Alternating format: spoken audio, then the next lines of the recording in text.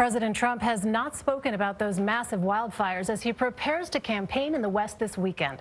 After pausing for the anniversary of the 9/11 attacks, President Trump is hitting the campaign trail again. It follows the uproar from on-the-record audio recordings that made clear he knew early on how severely the coronavirus would impact the country. Skyler Henry is at the White House this morning. Skyler, good morning. Hey, Elaine, good morning to you. Well, both President Trump and former Vice President Joe Biden took the day for remembrance instead of stumping.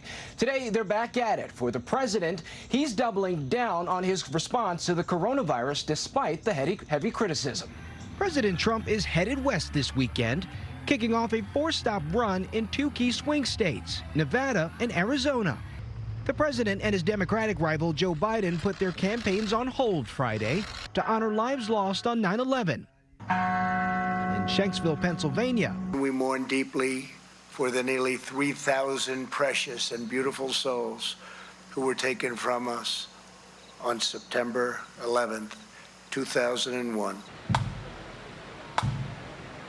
The former vice president was also in Lower Manhattan, along with current Vice President Mike Pence, where they had a moment of civility, elbow bumping with less than 2 months to go until Election Day.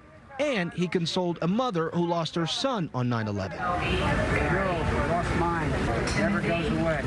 Back at the White House, President Trump announced Bahrain is formally recognizing Israel, a month after announcing a similar agreement between the UAE and Israel. I can tell you there's tremendous enthusiasm on behalf of other countries to also join. But that bit of good news might be overshadowed as Mr. Trump is facing harsh criticism about what he knew and when about the severity of COVID-19. It's a little like the regular flu. While admitting in a March interview with journalist Bob Woodward for his new book, Rage, that he publicly downplayed it. I wanted to always play it down. I still like playing it down. Yes, sir. Because I don't want to create a panic. There were times when I was out there telling the American public how difficult this is, how we're having a really serious problem. You know, and the president was saying it's something that's going to disappear, which obviously is not the case.